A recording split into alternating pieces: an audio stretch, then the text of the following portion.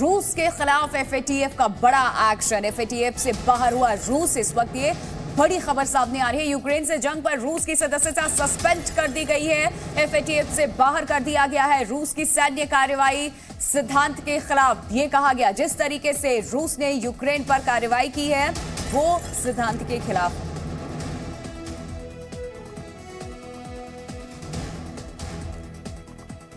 तो रूस के खिलाफ एफएटीएफ का ये बड़ा एक्शन है। एफएटीएफ से बाहर हुआ रूस। यूक्रेन से जंग पर रूस की सदस्यता सस्पेंड कर दी गई।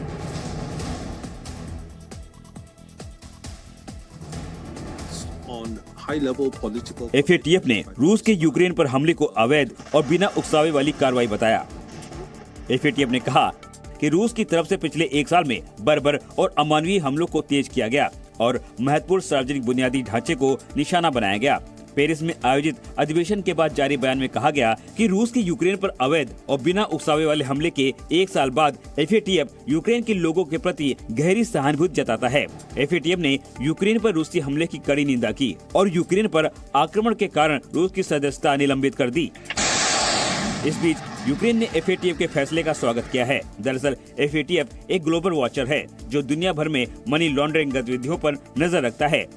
एफएटीएफ 200 से अधिक देशों और न्यायालयों के लिए मानक निर्धारित करता है और अधिकारियों को नशीली दवाओं की तस्करी, मानव तस्करी और आतंकवाद सहित गंभीर अपराध से निपटने में मदद करता है।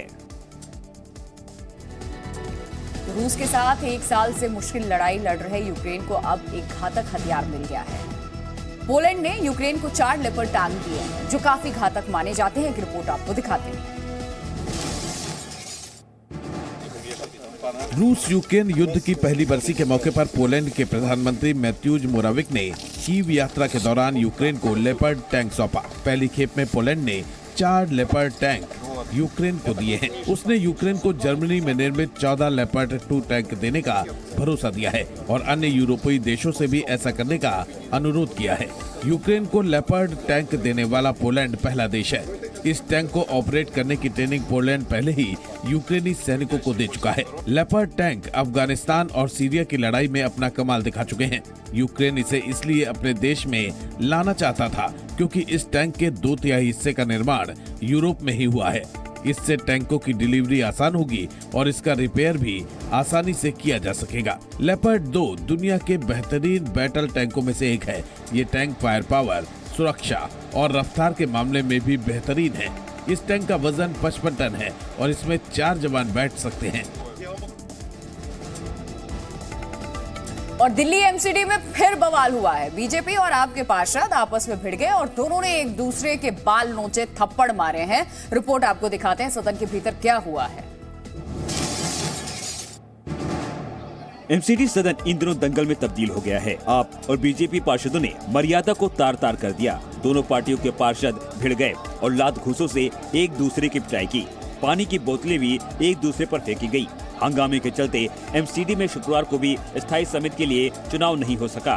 दिल्ली की नई मेयर शैली ओबराय दल बल के साथ बीजेपी पार्षदों की शिकायत करने थाने पहुंची और पुलिस सुरक्षा की मांग की। मैंने एसएचओ सर को रिक्वेस्ट करी है कि जितने भी बीजेपी के काउंसलर्स हैं, स्पेशली ये जो 3 नाम मैंने आपके सामने लिए, उनके खिलाफ एफआईआर दर्ज करें और साथ ही मुझे पुलिस प्रोटेक्शन प्रोवाइड करें। आप पार्षदों के खिलाफ बीजेपी पार्षद भी पुलिस स्टेशन पहुंचे और अपनी शिकायत दर्ज कराई। उनके पार्षदों ने कोई नुकीली चीज मुझे ये मारी और मेरे 1-2 पार्षदों को तो उनके यहाँ पे तेज हथियार से ये मारा। उसके बाद उनके पार्षद भीड़ के अंदर महिलाओं के साथ अभद्र व्यवहार, गलत टचिंग तक कर देते हैं, जो आज मैंने महसूस की है। प्रयागराज में राज्यपाल हत्याकांड के गवाह की हत्या कर दी गई है। मामले में माफिया अतीक अहमद का नाम अब सामने आ रहा है। पूरी खबर 1 मिनट के इस रिपोर्ट में दिखाते हैं। प्रयागराज का धूमनगंज इलाका गोलियों से थर्रा उठा। बदमाशों ने पूर्व विधायक राज्यपाल हत्याकांड के मुख्य गवाह उमेश पाल की हत्या कर दी। बताया जा रहा है कि 4 से 5 की संख्या में आए हमलावरों ने ताबड़तोड़ फायरिंग शुरू कर दी। वारदात शुक्रवार शाम करीब 4:30 बजे घर के ठीक बाहर हुआ। हमलावरों ने गोली और बम मारकर उमेश की हत्या कर दी। इस गोलीकांड में उमेश के एक गनर की भी मौत हो गई, जबकि 2 सिपाही गंभीर रूप से घायल हो गए। इस पूरे घटनाक्रम में माफिया अतीक अहमद का नाम सामने आ रहा है। सीसीटीवी फुटेज के आधार पर पुलिस मामले की जांच में जुट गई है। परिवार अभी यहाँ पे था तो इसलिए घर में ताला पड़ा हुआ था, तो ताले खोलते हुए उनकी फुटेज लेके उसको एनालाइज कर रहे हैं कि एग्जैक्ट कितनी संख्या में लोग सम्मिलित थे और उस फुटेज के बारे में, और आगे फर्दर कार्रवाई करने के लिए टीम्स अलग अलग स्थानों पे गई हुई है।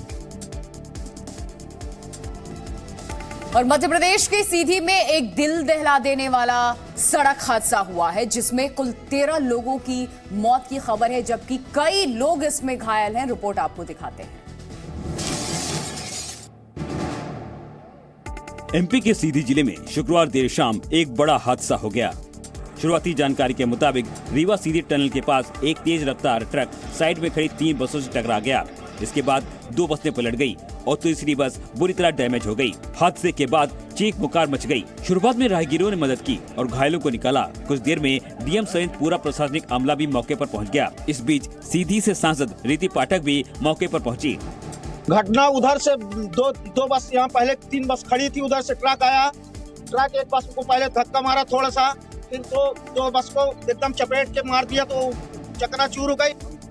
मुख्यमंत्री शिवराज सिंह चौहान ने भी रात में ही मौके पर पहुंचकर हालात का जायजा लिया और अधिकारियों से घटना की जानकारी ली। उनके साथ प्रदेश बीजेपी अध्यक्ष पीडी शर्मा भी मौजूद रहे। सीएम शिवराज सिंह ने घायलों के बेहतर इलाज के निर्देश दिए हैं।